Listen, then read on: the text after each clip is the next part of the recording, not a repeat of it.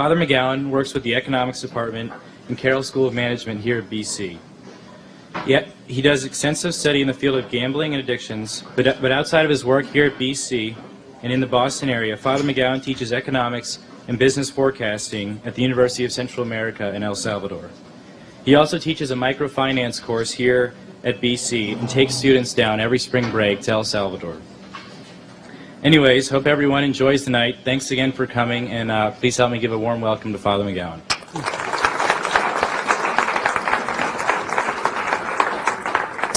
Well, it's great to be here. I'm just thinking to myself, a month today, exactly the day I'll be going to El Salvador. I'll be teaching an executive education program there. So I was just thinking I'll be at the airport at 3:30 in the morning to catch the 5:30 flight to Miami. And then from Miami to San Salvador, where it will be around 95 degrees and 90% humidity in January. So that's when it feels good. And then off we go. But you see how I get to El Salvador, and it's an interesting phenomenon in certain ways. I can tell you, actually, it's a little bit tied with 9/11. I unfortunately did the funerals for 4 alumni who died in 9/11, and I was not exactly in a great mood at the moment. And luckily for me, there were 3 other Jesuits. We used to call it the non-theological club. And every first Friday we went out to dinner. It was, and most of you don't know, it was Doug McGowan, who's now he taught in the economics department. He was in economic development, and he's now the provincial of Missouri. Dan Daly taught accounting. I was the stat person, and there was Paul McNellis, who also taught econometrics. So we the non-theological or philosophical Jesuits love to get together and say, thank God we don't have to be around any of them this night. And we always would go for a nice place where Doug used to like his beer, and we would always go to a nice little cheap bar in West Newton someplace. And so none of you would be there, and that was a wonderful, nice little time.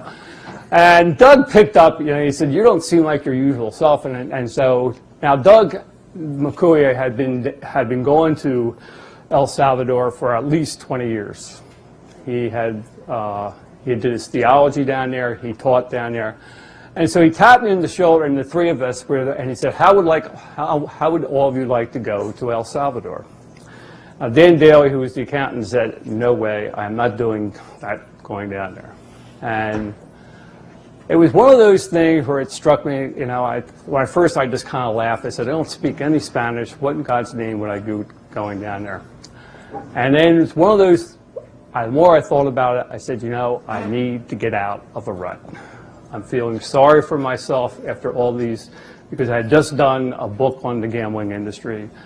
I was really wondering after these funerals, the 9/11 funerals, what was everything all about?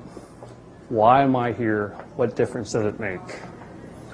And I'll never forget Doug saying, you just might go down there. And one of the things I'd like to point out, boy, you need friends to tell you, just to give you a little hint about when to move on, and then allow God to move you on from there. So after a couple weeks of thinking about it, I said, yes, I will do it. And then I did it. And I will never forget again, that was the first time. The first time I went down there, I took TACA Airlines. By the way, since then, I have been down, just figured it out, I've been down to El Salvador now 32 different times. Taking students, all kinds of other things. First time I went, I took TACA, which is the airline of Central America. Their flight left at midnight. So you had to be at the airport it left at 2 a.m. So you had to be at the airport at 12. And then that airline, you went with all the Salvadorians. So they were all bringing TVs and microwaves, and there's Gringo Jesuit with all his. Now looking back on it now, how foolish I was. I brought all my forecasting notes in the box. I had everything, and so I thought it was going to.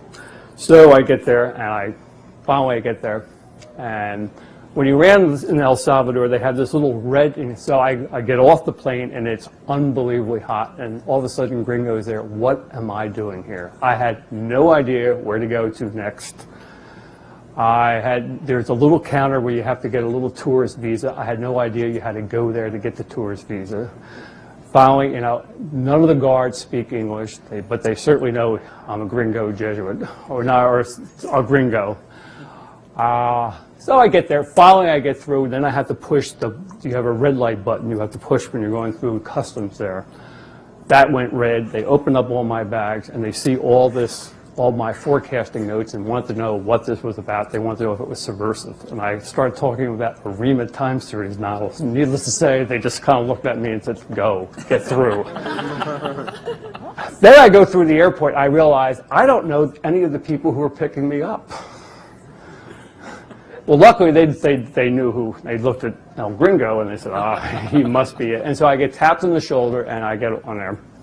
So I finally get into the car. And I never realized that San Salvador is 6,500 feet above sea level. So as you go from the airport to the city, your ears pop. And, so there I am. I arrived in the city. Along the way there, I saw 2 dead bodies on the highway. And I went, I'm a little far away from Boston College right now. So there were 2 dead bodies on the highway. Arrived at the Jesuit residence. The previous 6 months, someone had tried to throw a smoke bomb into the Jesuit residence.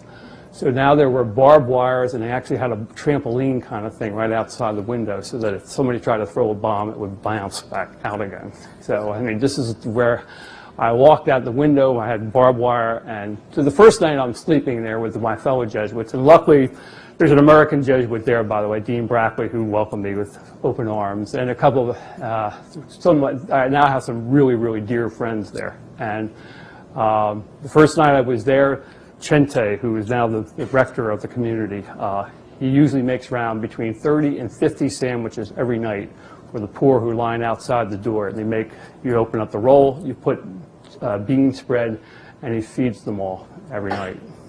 And so that's one of the first things I did there, is just feeding the poor coming in off the line. First night there, I go to sleep.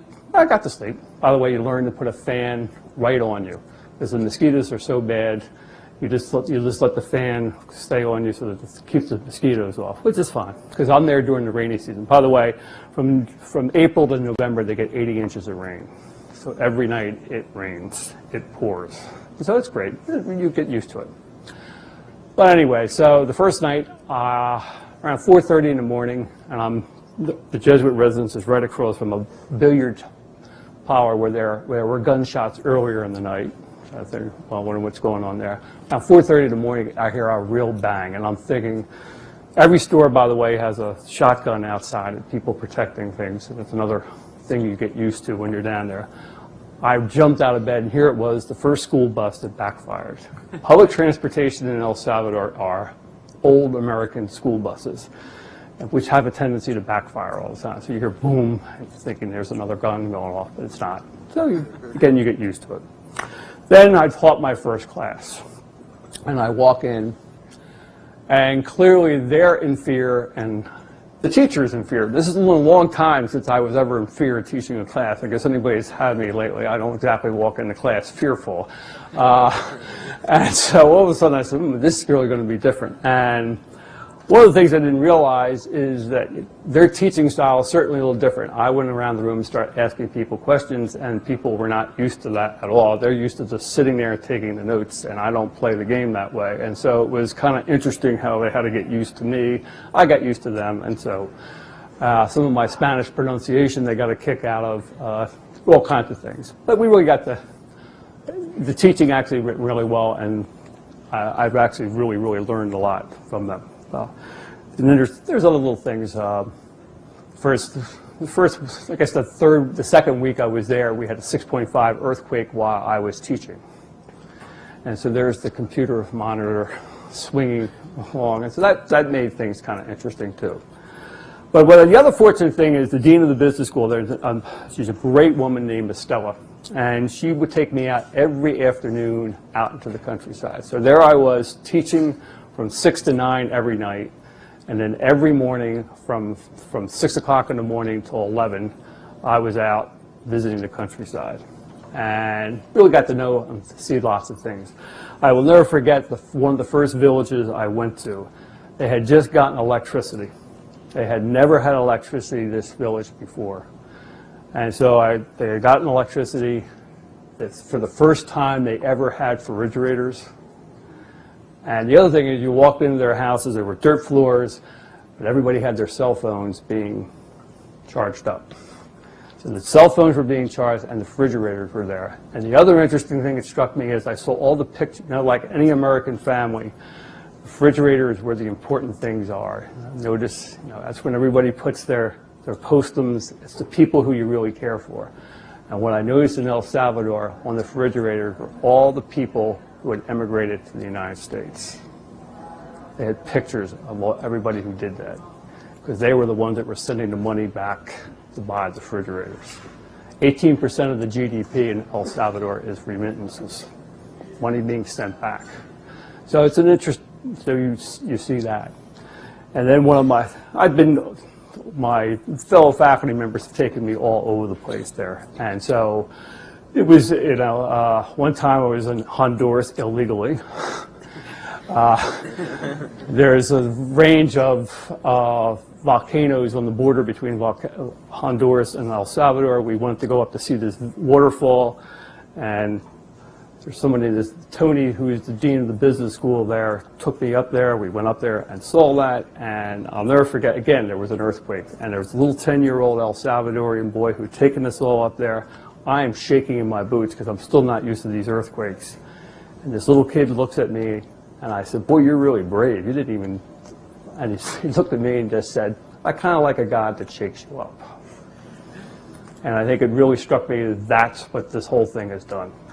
You go there and you realize it's a way of shaking yourself up, and how you really need that every once in a while in your life. You need somebody to point you there and then do that. And then I guess I also will say, I've been really fortunate that students sometimes have pointed away. And there were a couple of students who I taught as freshmen in stats, Matt Rafel and Mike Winter. They both graduated last year, and they kept on talking to me, "Why don't you start a course on El Salvador?" And I looked at them and said, "I don't know anything necessarily about economic development." And they said, "Why don't you do it?" And so finally, I did it. And it's been a great, great course. I ended up have alumni who support it. We take 9 students down there, and what we do is we go out and we visit places all over the place. The group that went last year, we actually had 2 visits where we had to have El Salvadorian police on the van with us. That was a different kind of ball game. But one of the things that this course has taught me is, all right, I've learned how I need to take risk. But one of the things that struck me about the poor, and last night there was a great talk with John Sobrino and Father Monin and a few other people talking about El Salvador and the poor. One of the things that all of us need to do for the poor is allow them to take a risk. And the irony is how we have to take a risk. The best thing we can give to the poor is allowing them to take a risk. Because when you are poor, you are worrying about where the next meal is coming from, and you are worried. And so things like microfinance and things like remittances and cash allowances, they allow the poor to take the risks, not to worry about where the next meal is coming from, to allow the next generation to get educated. To me, really, when we talk about economic development, where this course has been great for me, and this is where I really learned a lot. All the economic growth models you learn in macro theory, they're useful. Please don't get me wrong. But boy, when you go down to a country like El Salvador, what you really see is these people really got to learn how to take a risk. And to give you a classic example, last year there was a group of farmers who always just grew corn and just about made a living. And somebody got them actually to they gave them a micro loan, and they said, "Why don't you put at least 20% of your land to grow?" There's an herb that the El Salvadorians love for their pampusas, which is their tortillas that they eat down there. And this herb, by the way, what they use. There's now 2 million El Salvadorians living here. What they did was they learned to grow this herb, and they now export it to the United States. And they made 16 times more money growing that herb than they ever did growing their corn. But because somebody gave them the chance to take that risk, that's what really made the difference. And now they're willing to take a little more and do something a little different. But that's what I'm getting at. And I think it's one thing that course has hit me, and one of the things about taking a risk is very much allowing other people to take a risk. And when we really would show love for the poor, or what we can do for the poor, it's allowing them to take that kind of a risk. And so, no, it's been a great experience. I have some really great Jesuit friends down there now. By the way, every time I go down there, they like dark chocolate and peanut butter and popcorn. So I stuff my bag with various things like that. And then there's other friends. Believe it or not, there's El Salvador where they make all other kind of coffee. One of the things I have to always bring down there is hazelnut coffee. Tony's wife loves hazelnut coffee. She can't get it down in El Salvador, so I get hazelnut coffee. But it's fun to bring things at the same time how much I've learned. And coming back even more, one thing I always will know, when I come back from El Salvador, I will smell like chicken, because one of the things they always bring onto the plane are boxes of chicken. And the entire plane smells like Campero chicken. By the way, there's a Campero chicken right now in Chelsea. So if you want to go see, you want to get some authentic El Salvadorian chicken and food, just go to Chelsea. All right, it's underneath the beautiful Mystic Tobin Bridge, and it's right there. You can buy it. There's also there's in this area, by the way, there's El Salvadorians in both Waltham and East Boston. And so it's an area very much. I think this hopefully, you get an idea of what it means to take a risk when you go down to a place like that. But even more, how much more you do gain. I mean, I can't tell you how much I've learned. I learned about myself, about other people, but what you can give, and that's the best risk that you can ever take. I'll open up the questions for you now. Yeah. You mentioned that you learned two things, and perhaps I missed it. You said the first thing is allowing them to take a risk. What was the second? Well, allowing other people to take a risk.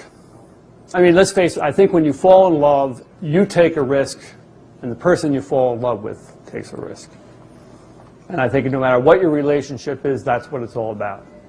And I think especially our as a Jesuit, when I would say, when Ignatius takes take and receive, so when we pray, it's very much taking the risk that God will be there at the same time that God will risk us. I mean, that God actually will trust us to do things, and it's a risk that way. But yeah, I think it's a mutual thing. I mean, taking the risk, yeah, I guess I can tap myself on the shoulder and I went down to El Salvador. At the same time, I also realized, well, they're taking a risk with me any day of the week. And so it's an interesting thing that way. Oh, sure, was there a question? Should I call on you, Kyle?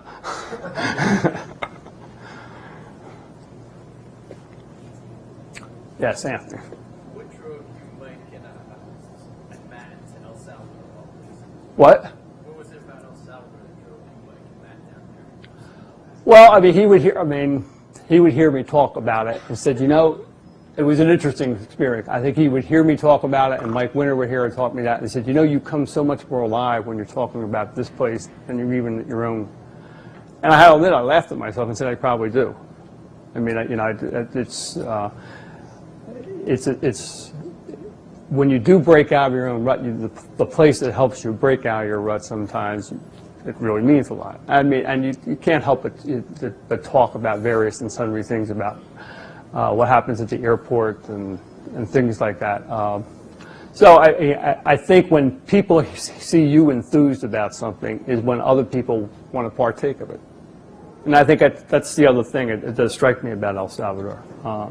When you're there, you finally realize there's a lot that you can give. At the same time, others can give to you. So it's not a one-way street. And I think that's the enthusiasm that breaks up that way.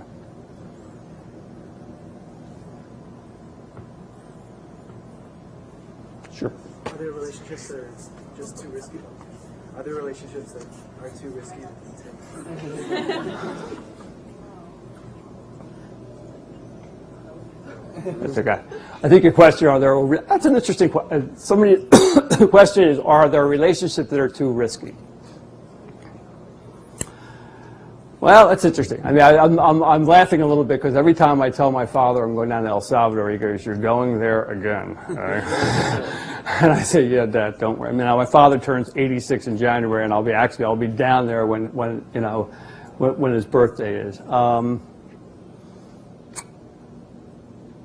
The easy answer might be to say, yeah, there aren't any. But I would probably,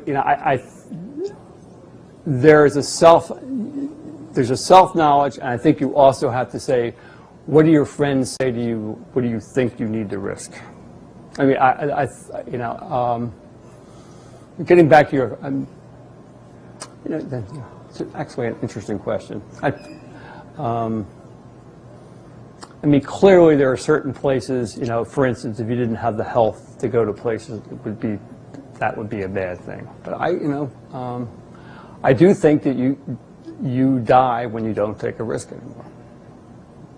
There's a certain part of you that die. I mean, and I think that's one of the interesting thing about, ironically, I think as I got older, I'm actually freer to take a risk now than when I was your age. When your age, there was a certain thing, all right, I have to do this, I have to do that. And all of a sudden now I just sit there and say, I really don't care. I mean, some of my Jesuit contemporaries all thought, you should be a college president by now. And I said, I really don't care.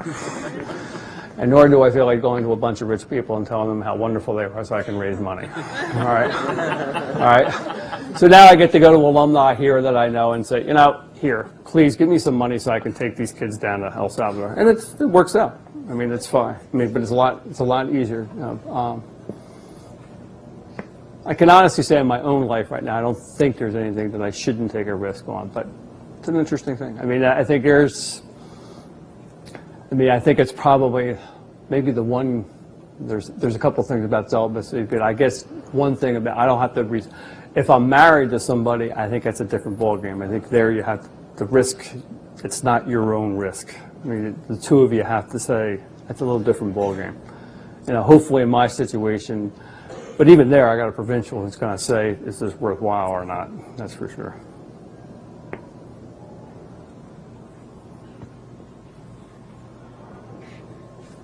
Yes, Josh. You said when you go down and bring house warming and peanut butter and so on, when they come up to visit you, if they do they ever bring anything for you? Yeah. Well, first of all, actually, it's interesting you mentioned that. The first time, I think, next semester in April, the dean of the business school is actually going to come up here, and hopefully I'll arrange something where people can actually meet what it's like, and all right, I'll tell you what. This particular dean, I'll never forget the time he got me to eat. He kept on, his name is Tony, and he kept on telling me how much better their cheese is. And Estella, who's the graduate dean,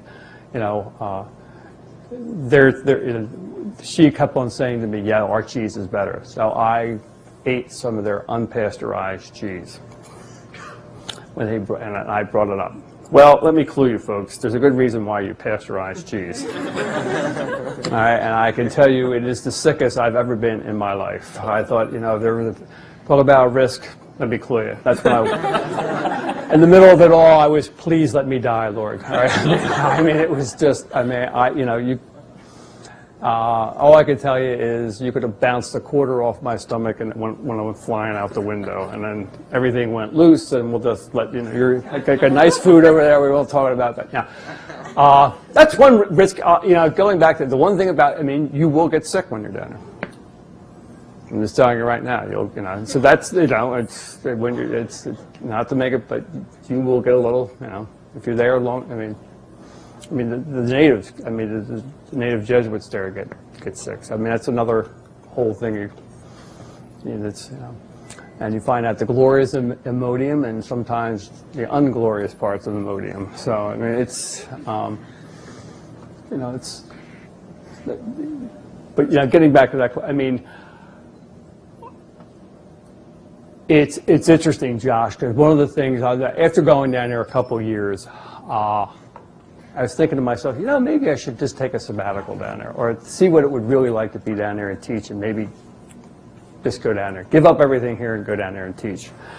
And this person, Father Vincente Espinoza, I'll never forget talking to him, and Chente tapped me on the shoulder and said, "You're much more valuable to us coming from Boston College than you would ever be being here." And that was a humbling little thing. You know, guess what? You know, your PhD from an American school, and the fact that you're coming down, you help us a lot more by coming down here than staying here. And so that was kind of an interesting, you know, in other words, don't stay here. This is not what we need. You got to come back, and you know, they get a bit, you know. So for instance, when I go down in a month from now, I'll be doing executive education for them. And one of the things that UCA needs, no doubt about that, is it needs an upper. And so I mean, I always have to bring down the books that I publish if they want to put the books up, you know, and it's interesting. I mean, the forecasting course they labeled the superior seminar, and it's kind of like, and it's not, I mean, there's a thing in your ego, but at the same time, you realize the value you bring down there is that you're bringing them a different perspective. And again, the educational system, I mean, they're wonderful, wonderful people, but most of the people, if you were an undergrad down there, you'd be teaching people that just have an undergraduate degree. There's very few people with graduate degrees down there. And so, you know, that's another whole, and yet they can't, again, I think what you get, Josh, is not so much they're going to bring us up at anything. When you're down there, it's how much you learn. And you learn about yourself, and even more, how much the poor have to teach us. How to really, ironically, I'll say this much, I think the poor really teach us how to be free. They are free. They're a lot freer than we are in lots of different ways. Yeah? Can you elaborate on that? Well, I think there are a lot, what I would probably say, for instance, even with the Jesuits, you go in for lunch, and by the way, the big meal is always at lunch. There's around, if there's 13 of us at dinner, there's 13 little small pieces of chicken. That's it. And none of us are running around all over the place like here.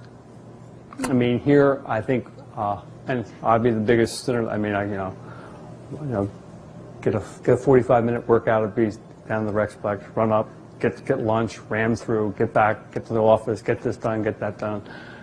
There's a pace of life down there that allows you to think a lot more about where you're going and why you're going. I mean, you do have time to think. And from 12 o'clock to 3 o'clock every day down there, the campus is basically closed. You can't do anything in the office. You sit there, and you do end up thinking and walking, and you know, first of all, it's too hot to do anything. I mean, I'll be quite honest with you, it's hot. But there's a rhythm of the day down there that I think is a lot more freeing than our rhythm, in that sense. They're busy. Please do not get me wrong. They are the Salvadorians are very hardworking people. But I mean, there's a rhythm to their day, and there's a rhythm of the way they look at things and what positions are. Now, you know, there are certainly the upper crust of the Salvador. I mean, let me give you over the illusions, by the way. Clearly, by the way, you know, in fact, in the forecasting class tonight, I made this comment, and it's true.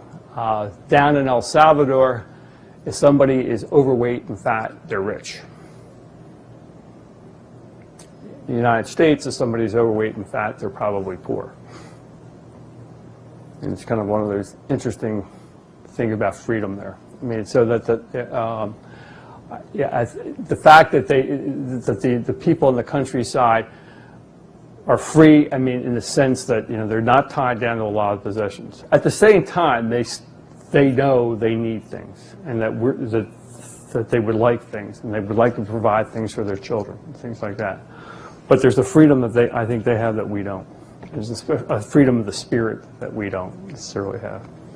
That we're not always. Their dependence on not being. They're not dependent on things that we are. And you know, I think that's even with the Jesuits. They sit there and say, "Wow." You know, not everybody. You know, you walk into a Jesuit room there. Nobody has a computer. You know, there's one computer in the entire house. So it's just a different feel. Yeah. At the same time, I'm a university professor. I need all that stuff. But I mean, it's an interesting thing. Yeah.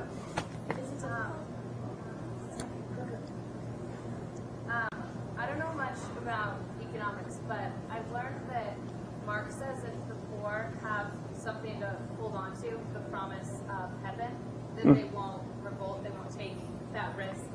But I think that the contrary is true. I think that faith can be a really powerful motivation. So I was wondering if during your time down there you've seen an example of that. Oh yeah, I mean, usually in the country, yeah, there's where I guess what I'm trying. I mean, when I'm down there in January, when I'm not down there with students, every weekend I usually go out into the countryside and either say mass for people or, by the way, mass down there is a 2.5-hour adventure at least.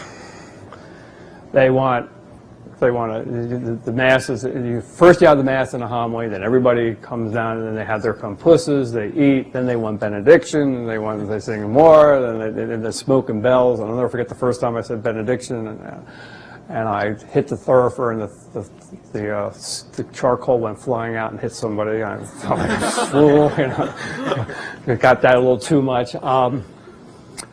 Their faith is in very much that they realize that God's always with them. And here's the difference, I would say. They are in awe of, you know, that phrase you will always hear in spirituality, fear of the Lord. And I think for most of us, when we hear that phrase, fear of the Lord, you go, oh man, I don't want a God that I'm afraid of. And yet I think what the difference, you know, what's always struck me is they are in awe of God's goodness to them, where we aren't.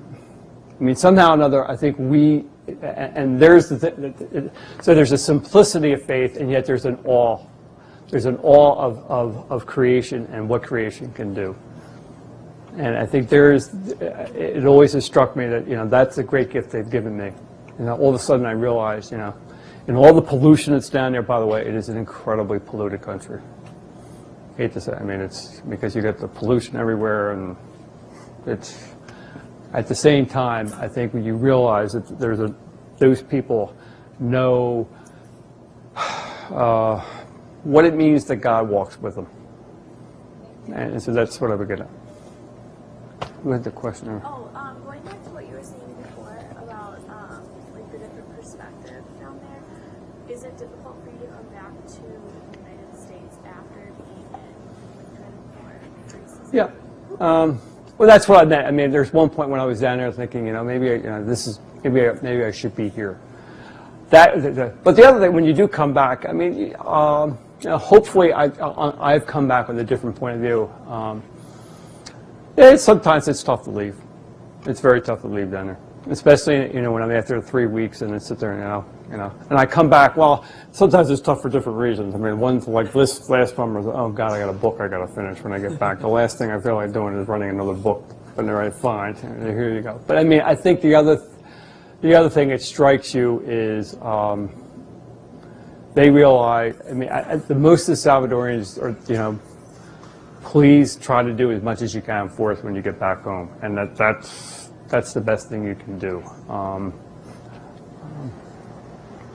You know, I mean, besides the fact it's a long trip back home. I mean, by the way, usually you have a 1 o'clock flight. You get into there, then you don't get back here till around 12:30 at night. So you were real. And in January, boy, when you get off that, then it's the other extreme. If you've been in 80-degree nice weather, and then you get off the plane in January, and you're here again, all this other snow. One time I showed them the website. They had never seen snow, and we had one of these big snowstorms, and they saw the. I said, "What's the pile of white stuff?" I said, "That's snow," because they couldn't believe I was running around with short pants on, because it was 75, 80 degrees, and they're all running around with sweaters on, thinking it was cold. And I'm running around with shorts and a T-shirt, and they thought I was out of my mind. There's a difference there. I mean, but it is tough to come home. It is. I mean, you think, how much more could I? Is there anything more I could do? I mean, there's a humility. I think going back, as an American, I always think I can do everything and get something done. And there's a humility when you're down there. You realize you can do so much, and you've got to let go. You're not going to save the world down there. At the same time, you can help. And that's the other interesting thing. Yeah. When we talk about the freedom, like the code, is it something that you realize from here, or is it more like do they realize that freedom too, or is it something that you realize? I think it's a combination. I mean, I'm not trying to. I mean, I think when you're down here, you realize that they have a certain freedom that we don't have. At the same time, I'll be perfectly honest with you. They want some of the things we have. I mean, don't get me wrong. I mean, it's, you know, when I bring down the newest little computer, they're all da da da da. You know, ooh, that's a neat toy.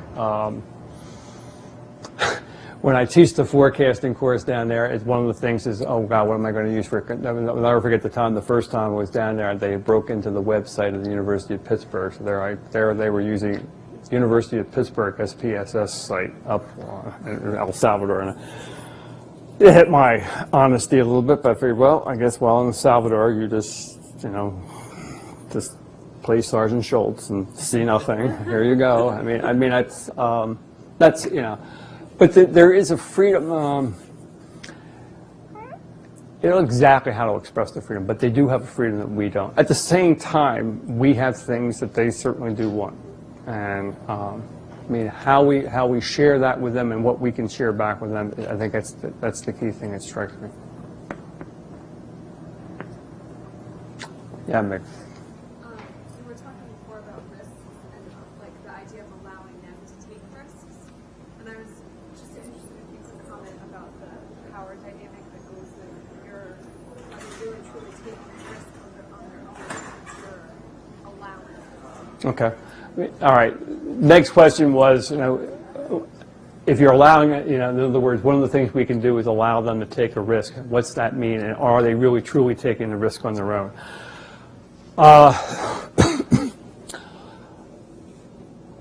You know, the old saying is, all politics is local. I'm starting to now become more and more opinion that all economic development is local. It's not. In other words, if you don't start small and get people where they're at, you can come with all the economic aid programs you want. It's not going to matter. In other words, you've got to go there where people are and say, okay, this is what I think you can. This is where I think you can help.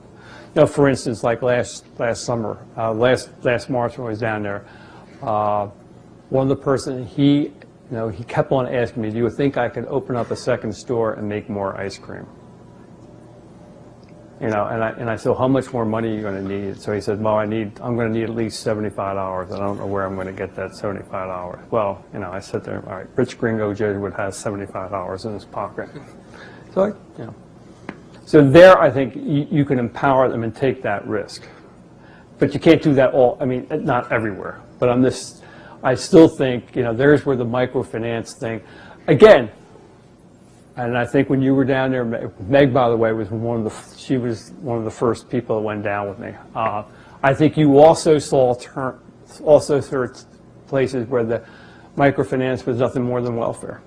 They lived on every other, in other words, they lived on the next microfinance loan. So it could be an incredible source of incredible good.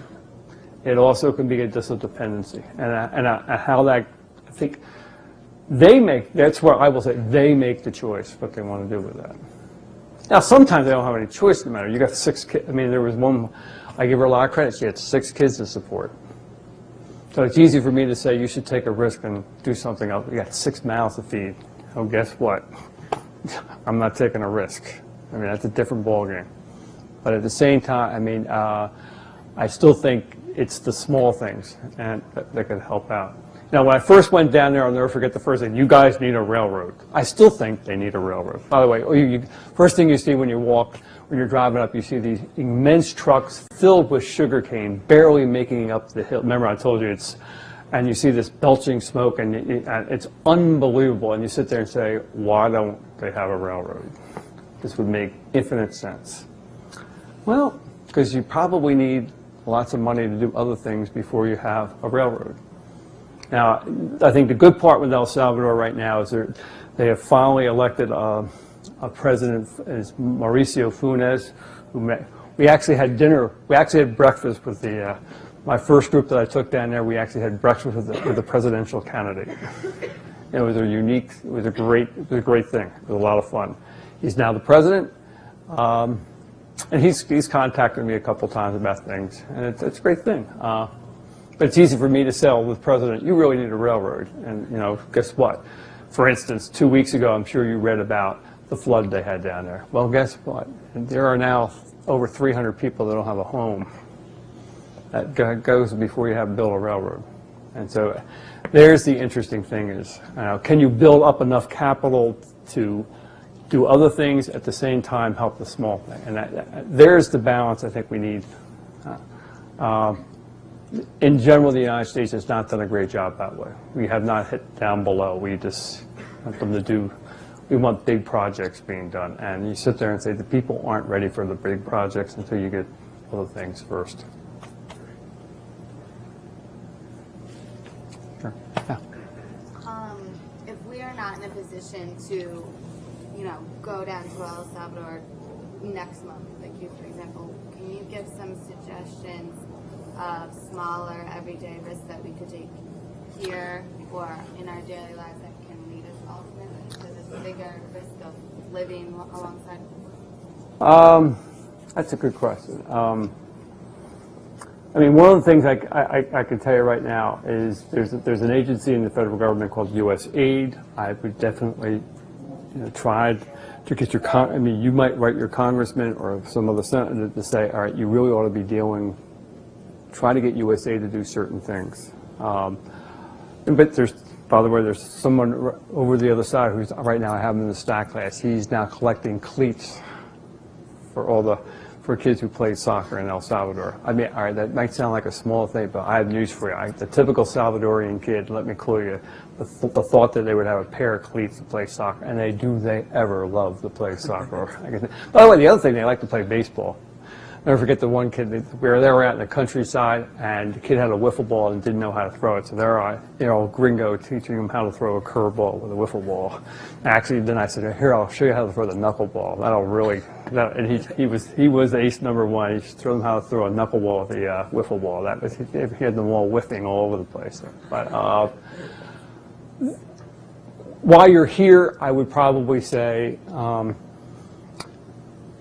There's governmental factors, but there's other. For instance, I'll give you something right off the start. Catholic Relief Services, and that's because it's the person who's the head of Catholic Relief Services in El Salvador is a guy named Rick Jones. He's a BC grad, graduated in '86.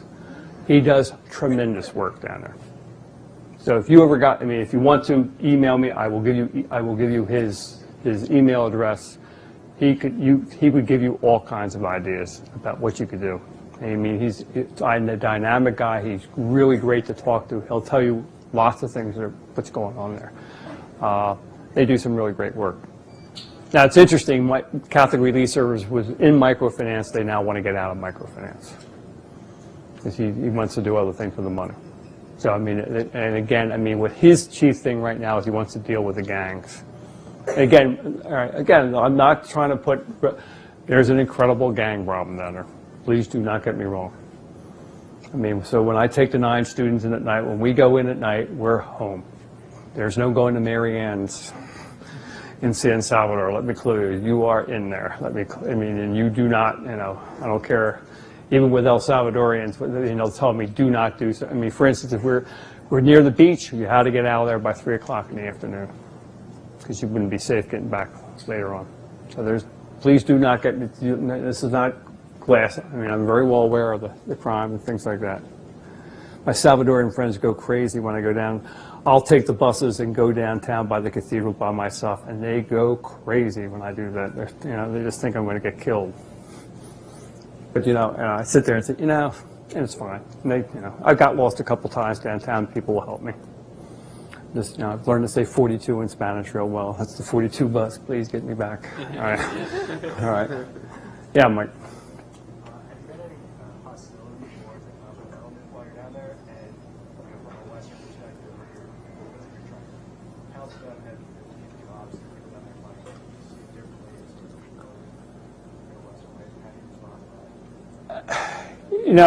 And that's a great. I mean, it's funny. The last group I took down there, we were with a bunch we were just had witnessed a microfinance, and this one very elegant older woman came up and said, this government just closed our public school. You're here to help us. I hope you're just not going to just listen to us. What are you going to do to help us?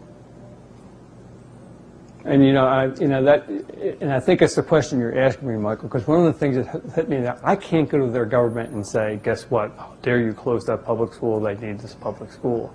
Now, what can I do to help get them to think about different ways of educating?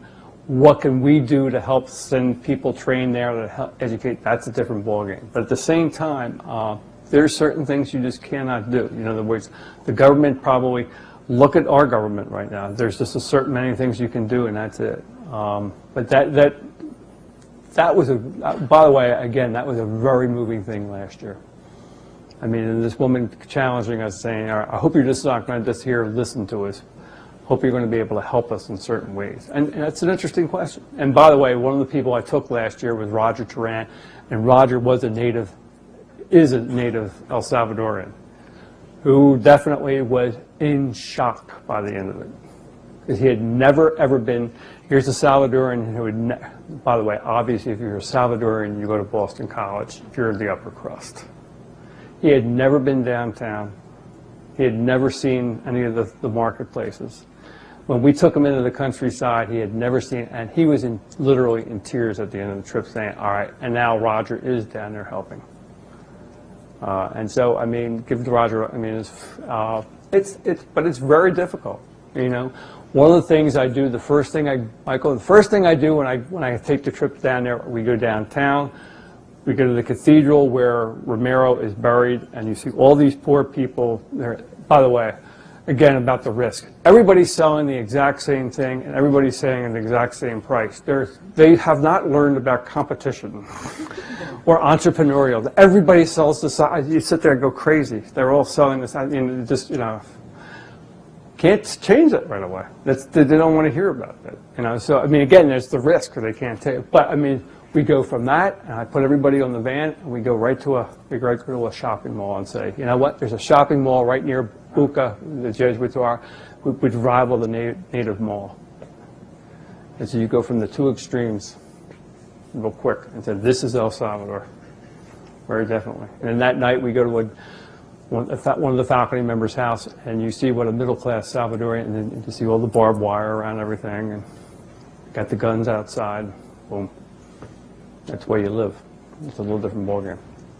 But it's I can't say that because now I've been called a red Jesuit. I hope, I walked into one family and they said, I hope you're not one of these red Jesuits. I said, well, I guess I'm red, I mean, who knows? At the same time, you sit there and say, there's got to be something on it. You do get some very mixed emotions. Yeah, true. At what point would you realize your job is finished out of that? I don't think it. I mean, Charlie, I doubt. My job is finished. I mean, who knows? I mean, they would love me to come down there 6 times a year. I mean, I go down there 3 times. I usually do some teaching in January for them.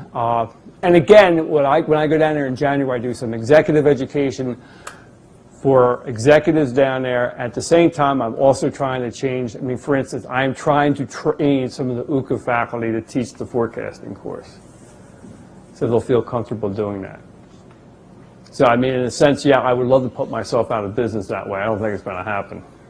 Okay, so I go down there and do all kinds of other things. I mean, it's, and then, obviously when I take the students down there, that's more of a learning trip, I think, for both sides. And then and I teach for 3 weeks. It's last week in June, the first 2 weeks in July. So, by the way, it's always weird to be down in El Salvador's 4th of July because the American Embassy, which is the biggest building in El Salvador, and they, of course, fire off their fireworks. So there you are trying to teach class, and you can't even hear yourself because the American fireworks are going off. The Salvadorans get a kick out of it, and they know what you like. Don't you feel lonely? I said, no, I do not feel lonely. But, will my job ever be finished down there? No, I doubt it. Will my job ever be finished here? Probably. Hopefully, finish this, it's funny, I was having breakfast with a bunch of other faculty members today. I think, you know, when you stop enjoying students, then you should get the heck out of the job. I'll say that much. So when I stop enjoying it, then it's time to get out. If not, keep at it.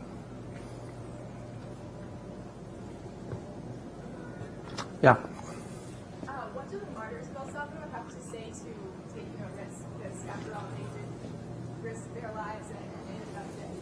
Well, I mean, it's funny. I mean, again, the first night I ever slept there, I looked right out the window, and there was the rose garden. I was literally, my nose was in the roses where they were killed.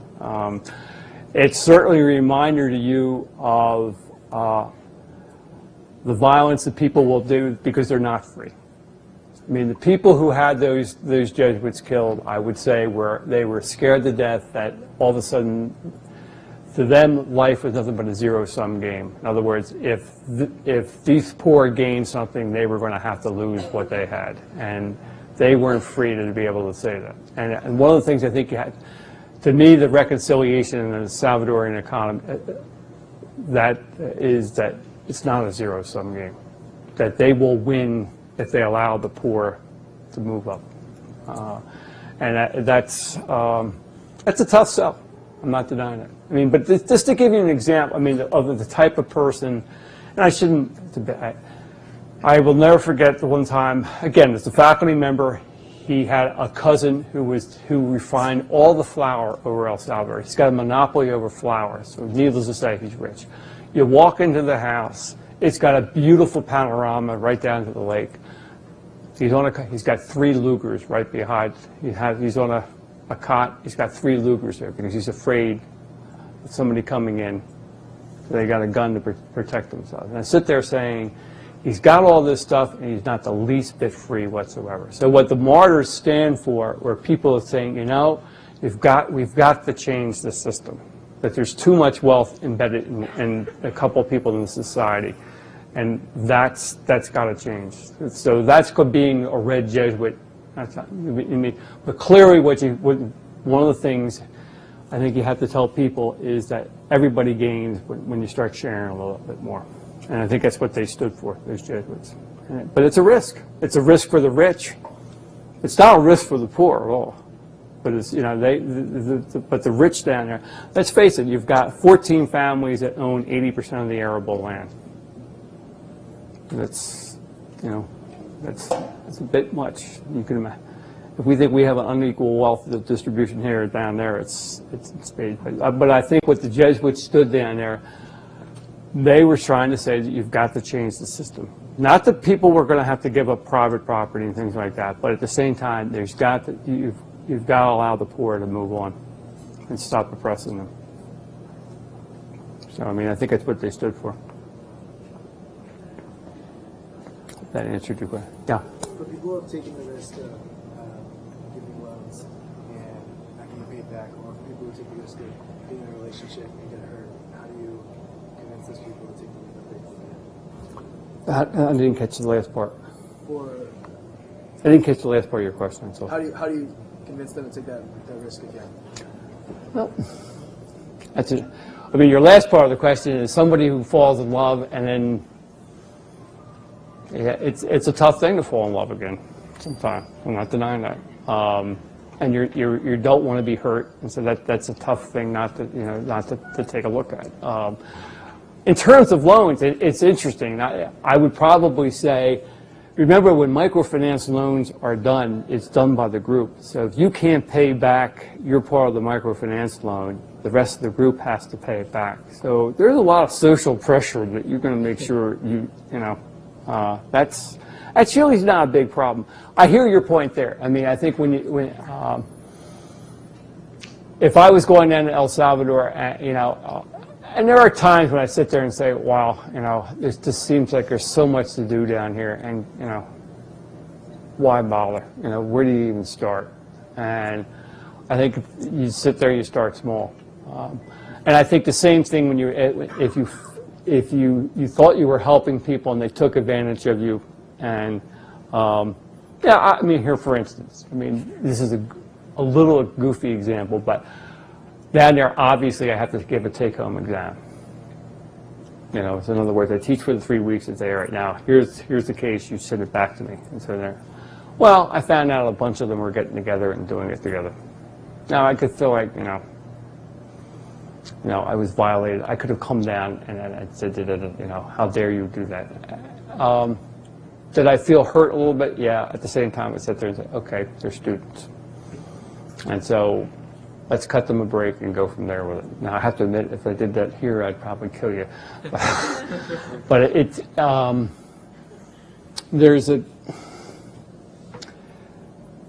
there's a sense that, you know,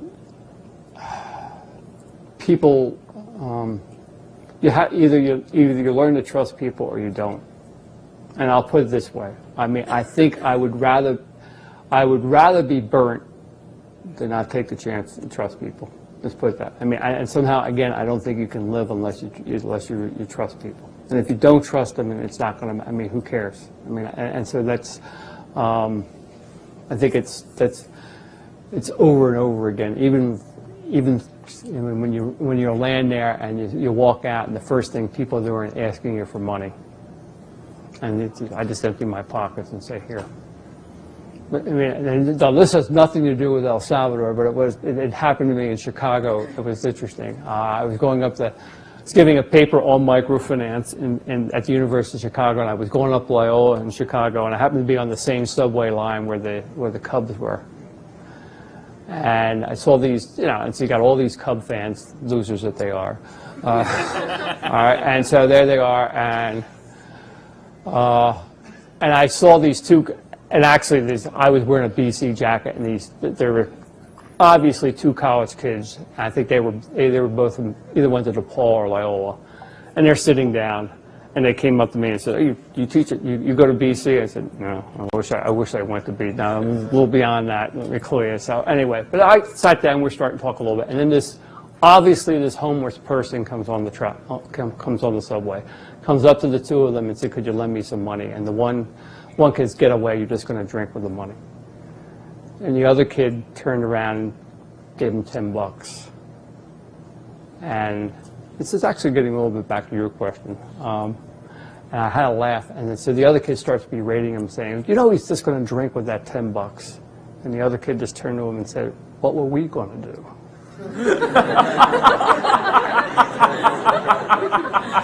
You know, and I had a laugh and think to myself, you know. So I took 20 out to the kid and said, here, have a couple of extra beers. You know, and, you know, I think it's a lesson for all of us. It really is. It's a lesson for all of us. You know, I mean, before you start, so when you talk about El Salvador, the poor down there, they act just like the rest of us. They really do. They're no different than we are. And I think once you really get to know them and see them, you find out how much you have in common with them, and yet how incredibly generous they are.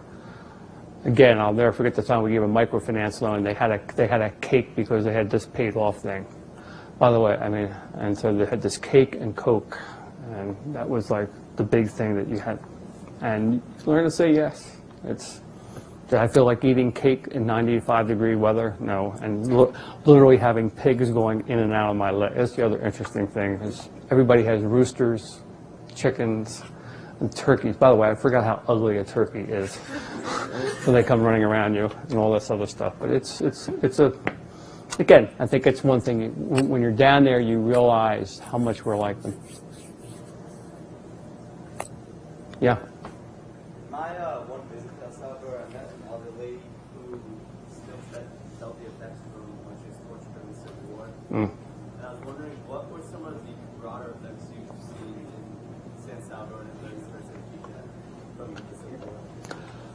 I mean, the Civil War is they're healing some of the wounds, but it's going to take a long, long, long time.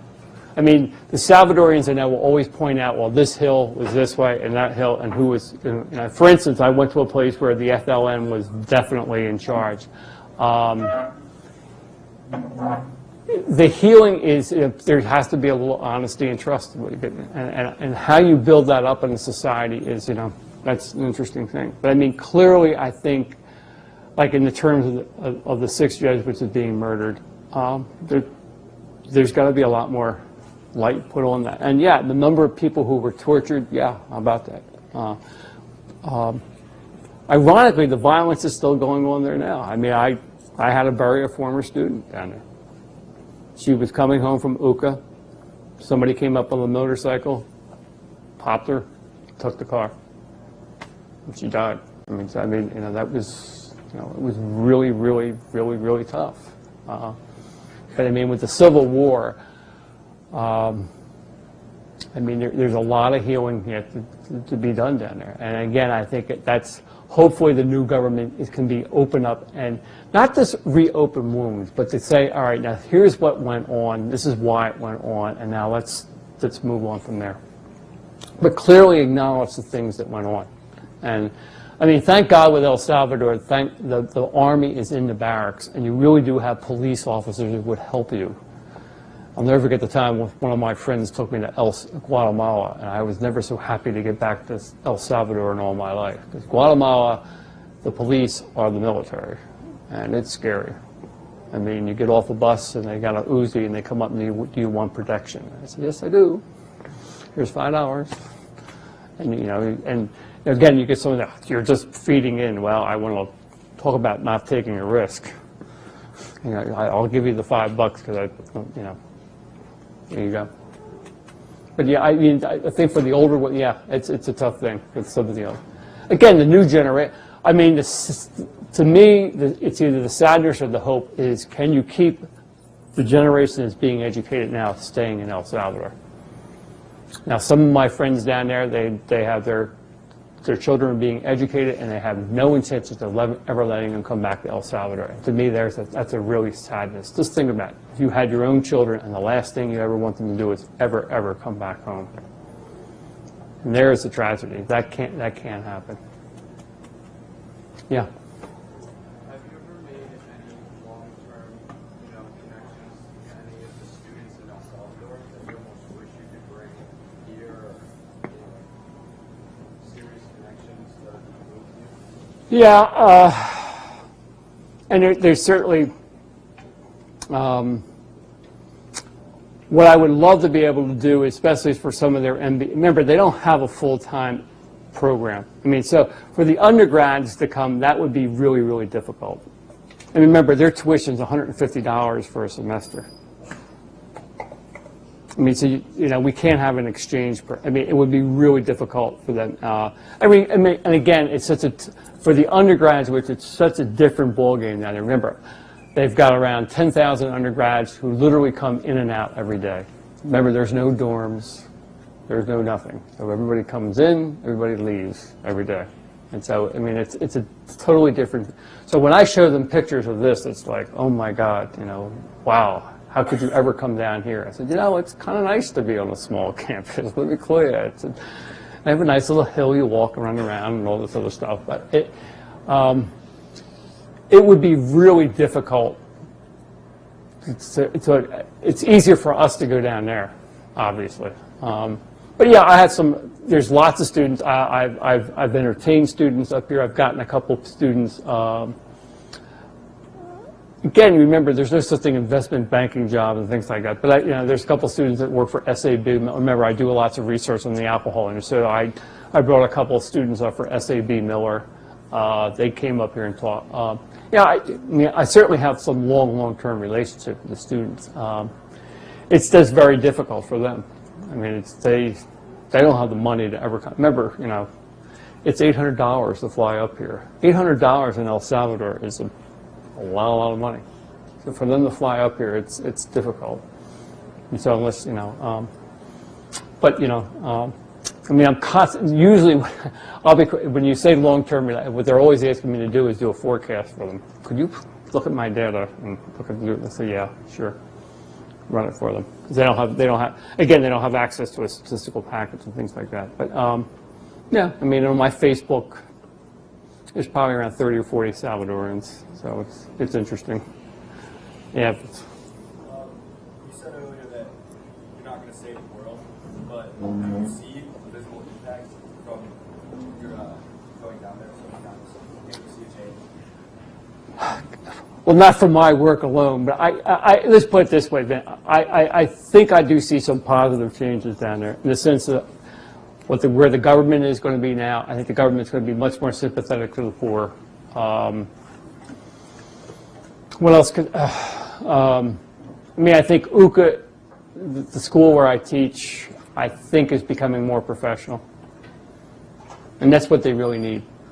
I mean, in other words, they've got to feel that the education they're getting at UCA is going to be first-rate. So they desperately need a first-rate school.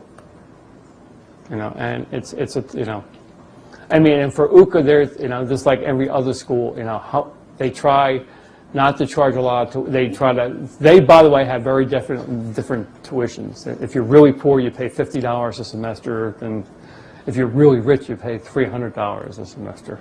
You know? But the really rich, by the way, will obviously, guess where? They'll send their kids up north. I mean, that's, you know, so I mean, it's, you know, that's one of the tragedies there that way. But yeah, do I think it's made I've made a difference, I think, at UCA. Hopefully with a lot of the microfinance. I've worked enough with USAID to help various microfinance projects to say, here, stop spending money on like irrigation projects where you might be able to do a lot more if you give the money that way. So that's I mean, I've had enough fights with the American. I always hate going to the American embassy because it's embarrassing. Because as soon as you arrive and you're American, you got all these Salvadorians who are lined up trying to get visas to come here. By the way, remember, we make them get a visa to come here. We just walk into their country, which is kind of an interesting phenomenon. But I mean, it's always embarrassing to go there because they put you in the front of the line. And that's it. One more question. Sure.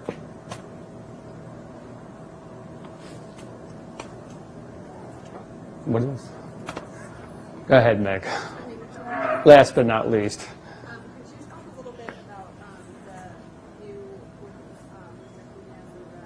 McGowan, how that relates to immigration theology? Okay.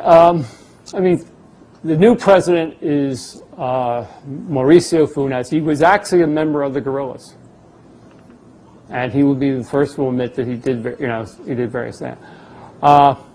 And yet, interestingly enough, the first thing when I met him, the first thing he would talk about is Matthew 25, which is that famous passage that the liberation theologians, and I think all of us, when we hear it and it's read to us, you know, what did you do to the least? When you met a poor person, that's where you're really meeting Christ. And that's that wonderful passage where you really sit there and say, wow.